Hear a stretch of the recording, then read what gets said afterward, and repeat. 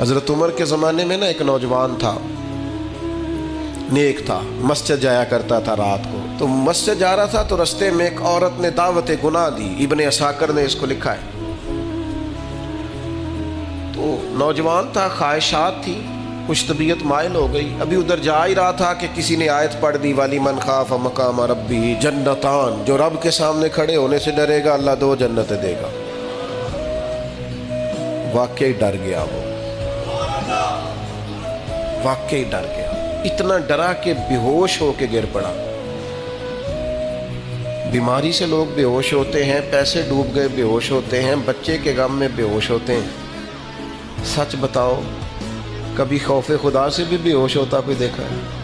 ہمارے ہاں تو روز مرہ ہی نہیں ہے بھائی. اور بڑی باتیں ہیں بے ہوش ہونے کی، ڈرنے کی، غش کھانے کی. بے ہوش ہو کے گر پڑا.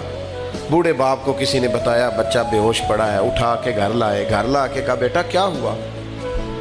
نوجوان ہے، چڑھتی جوانی ہے، پر پاکیزہ بڑی ہے. کہنے لگا ابا جی گناہ کی طرف چلا گیا تھا، پر میں نے آیت سن لی جو اللہ کے سامنے کھڑے ہونے سے ڈرے گا رب 2 جنتیں دے گا.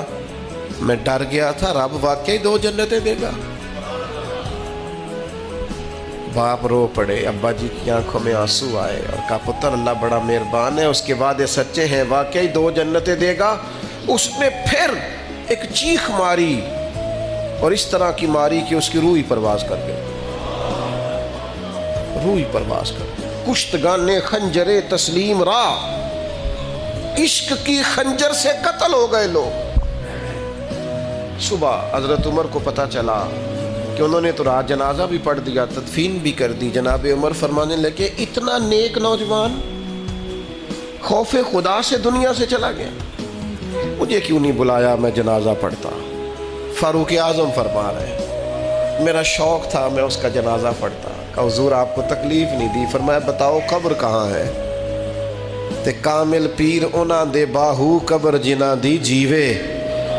حضرت فاروق اعظم قبر پہ تشریف لے گئے اور کھڑے ہو کے فرمانے لگے نوجوان مجھے امید ہے میرے رب نے تجھے 2 جنتیں دی ہوں گی. ابن عساکر کھول کے دیکھو تاریخ بغداد نے کیا لکھا ہے. حضرت سیدنا فاروق نے فرمایا امید ہے 2 جنتیں دی ہوں گی. قبر کے اندر سے بولا